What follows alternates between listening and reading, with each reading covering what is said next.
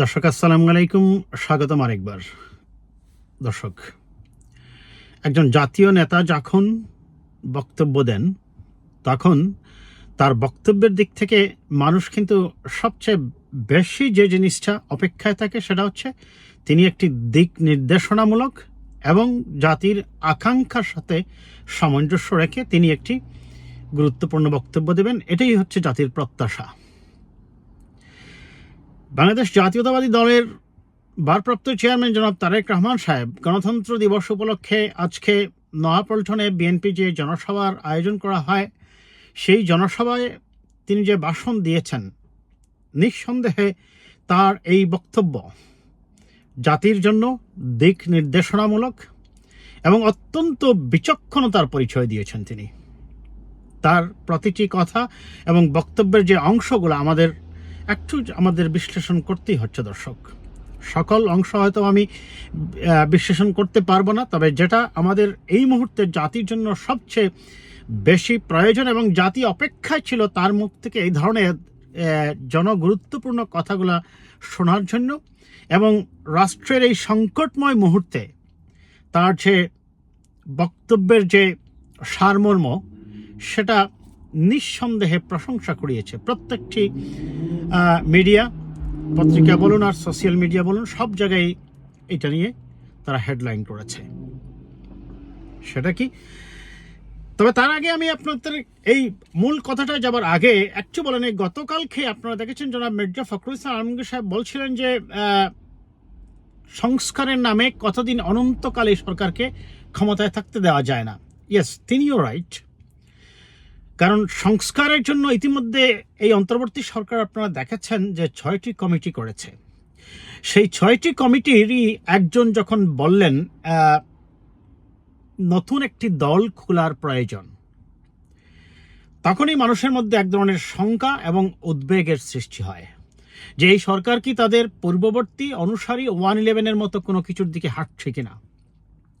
তবে সরকারের পক্ষ থেকে বারবার বলা হচ্ছে তারা প্রয়োজনের অতিরিক্ত একদিনই থাকবেন না, যতদিন প্রয়োজন সংস্কারের জন্য, এবং এই সংস্কারের জন্য তারা একটা গাইডলাইন দিয়েছেন। 6টি বিষয়ে তারা যে সংস্কার করবেন সেই 6টি বিষয়কে চিহ্নিত করে 6টি কমিটিও করা হয়েছে। যাই হোক, এই গতকালকে বিশেষ করে মির্জা ফখরুল ইসলাম আলমগীরের বক্তব্যের পর এক ধরনের শঙ্কা এবং সুদীজনের মধ্যে, এবং আমরা যারা বিশ্লেষণ করি বিভিন্ন ধরনের বক্তব্যগুলা, আলোচনা, কথা, রাষ্ট্রীয় জনগুরুত্বপূর্ণ সিদ্ধান্তগুলা, আমাদের মধ্যেও এক ধরনের এক আলোচনা শুরু হয়েছিল যে তাহলে কি বিএনপি তত্ত্বাবধায়ক সরকার বা অন্তর্বর্তীকালীন সরকারের কাছ থেকে দূরে সরে যাচ্ছে, বা বিএনপির সাথে কি অন্তর্বর্তী সরকারের কোনো ধরনের টানাপোড়েন চলছে। না, আসলে ব্যাপারটা সেরকম নয়। কারণ বিএনপি অবশ্যই একটি রেসপন্সিবল রাজনৈতিক দল এবং মানুষ মনে করে এই মুহূর্তে যদি নির্বাচন হয় তাহলে নির্বাচিত সরকার হিসাবে বিএনপির জয়লাভ পাওয়ার সম্ভাবনাই হয়তোবা বেশি। এই সংস্কারটা নিয়ে আমাদের একটা কথা বলতেই হচ্ছে। দর্শক, আমরা যারা এই সরকারের বিরুদ্ধে কেন যাব, জনাব তারেক রহমান সাহেবের বক্তব্যের যে সবচেয়ে সারগর্বপূর্ণ যে কথাটা তিনি বলছেন যে এই অন্তর্বর্তী সরকারকে ব্যর্থ হতে দেওয়া যাবে না। নাও, আমার প্রশ্ন হচ্ছে এই অন্তর্বর্তী সরকারটা কার সরকার? এটি বিএনপি, জামায়াত এবং শেষ মুহূর্তে এসে বৈষম্য বিরোধী ছাত্র জোটের এই সম্মিলিত সকলের সরকার।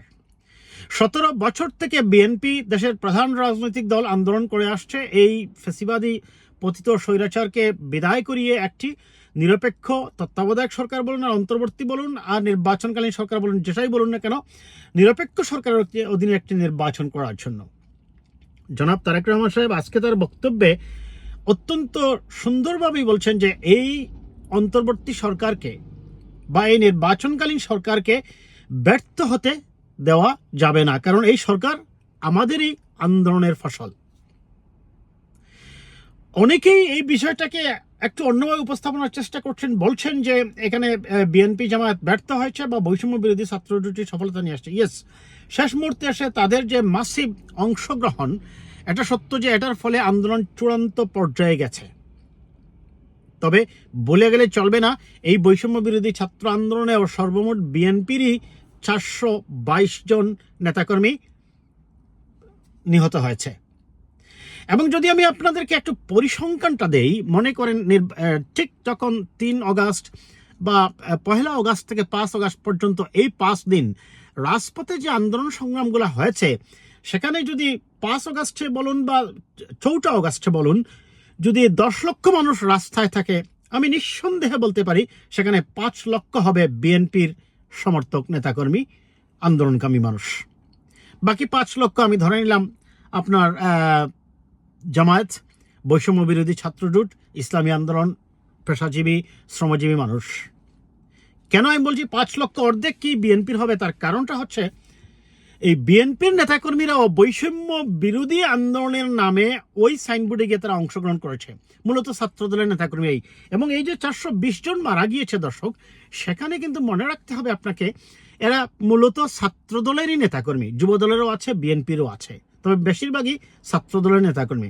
আজকে যারা বৈষম্য বিরোধী ছাত্রজোটের কথা বলছেন, তারা কি একবার চিন্তা করেছেন সেই বৈষম্য বিরোধী ছাত্রজোট বলে যেটার নাম করা হচ্ছে, সেখান থেকে যদি জাতীয়তাবাদী ছাত্রদল বা ইসলামী ছাত্র শিবিরের সমর্থকরা সরে যায়, তাহলে কতজন থাকবে বৈষম্য বিরোধী ছাত্রজোটে? খুব সংখ্যায় খুব বেশি হবে না। তার মানে এই ছাত্রদল এবং ছাত্র শিবিরের নেতাকর্মীরাই মূলত বৈষম্য বিরোধীর ব্যানারে আন্দোলন করেছে। এই বাস্তবতা আমাদের বুঝতে হবে, স্বীকার করতে হবে। যাই হোক, আমি এখন এই বিএনপিকে নিয়ে অনেক চক্রান্ত হচ্ছে, বিভিন্ন জন বিভিন্নভাবে উপস্থাপনার চেষ্টা করছেন। আপনারা দেখেছেন যে এই সরকার যেহেতু সংস্কারের জন্য অত্যন্ত বিজ্ঞজনকেই দিয়েছে, যেমন বদিউল আলম মজুমদারকে দিয়েছে নির্বাচন সংস্কার সংক্রান্ত। সারাটা জীবন আমরা দেখেছি নিরপেক্ষ নির্বাচন, অংশগ্রহণমূলক নির্বাচন, সবার আর ভোটাধিকার প্রয়োগের মাধ্যমে যে নির্বাচন, সেই নির্বাচন ব্যবস্থা সংশোধন করে একটি নির্বাচন তিনি সারা জীবন ধরেই বলে আসছেন। তো তাকেই তো সংস্কার কমিশনের প্রধান করা হয়েছে, তার কাছ থেকে তো আমরা অবশ্যই ভালো কিছু আশা করব। একইভাবে স্বাধীন মালিক, আপনার ইফতেখারুজ্জামান, এবং দেখেন আপনি অর্থনীতির সংস্কার কমিশনে এবং অর্থনীতির যে করাপশনগুলো হয়েছে সেটার চেয়ারম্যান করা হয়েছে ডক্টর দেবপ্রিয় ভট্টাচার্যকে, দেশের অত্যন্ত প্রাজ্ঞ বিজ্ঞ একজন অর্থনীতিবিদ, এবং যিনি রাষ্ট্রকে নিয়ে অত্যন্ত গভীরভাবে চিন্তা করেন দেশের অর্থনীতিকে কিভাবে আপনার লেডারে তোলা যায়। তো তাকেই তো অর্থনীতির ব্যাপারটাতে দায়িত্ব দেওয়া হয়েছে, সেখানে কি কি করাপশন হয়েছে সেটা বের করতে। তার কাছ থেকে তো আমরা অবশ্যই ভালো কিছুই পাবো নাকি?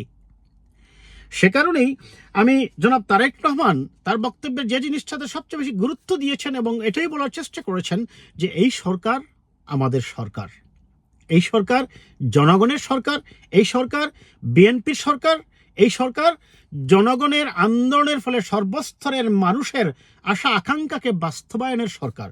কাজেই এই সরকার কখনোই ব্যর্থ হোক এটা দেশের 18 কোটি মানুষ চায় না, বিএনপিও চায় না, জনাব তারেক রহমানও চান না। আর সে কারণেই তার আজকের যে বক্তব্যটা, আমি পুরো বক্তব্যটাই শুনেছি, আমার কাছে মনে হয়েছে অত্যন্ত বিচক্ষণতার সহিত তিনি প্রত্যেকটা পয়েন্ট আউট করেছেন। তিনি স্মরণ করতে ভুলে যাননি আন্দোলনে নিহত সকল দল মত পথের যারা নিহত হয়েছে, যারা আহত হয়ে এখনও চিকিৎসাধীন আছে, এবং সকলের প্রতি তিনি সহমর্মিতা দেখিয়েছেন গণতন্ত্র প্রতিষ্ঠার আন্দোলনে যারা রাজপথে শহীদ হয়েছে প্রত্যেকের আত্মার মাগফিরাত করেছেন, এবং বলেছেন গণতন্ত্র প্রতিষ্ঠার আন্দোলনে বিএনপি অতীতে ছিল, এখনও আছে, রাজপথেই তাদের সংগ্রাম চলবে। বিএনপি গণতন্ত্র প্রাতিষ্ঠানিকভাবে রূপ না দেওয়া পর্যন্ত রাজপথে ছিল, আছে এবং থাকবে। এবং সর্বোপরি বিএনপি সহ সকল দল মতের মানুষকে তিনি এই সরকারকে সহযোগিতার আহ্বান জানিয়েছেন। নিঃসন্দেহে এটি একটি বিচক্ষণতার পরিচয়, এমনই তো হওয়া উচিত নাকি?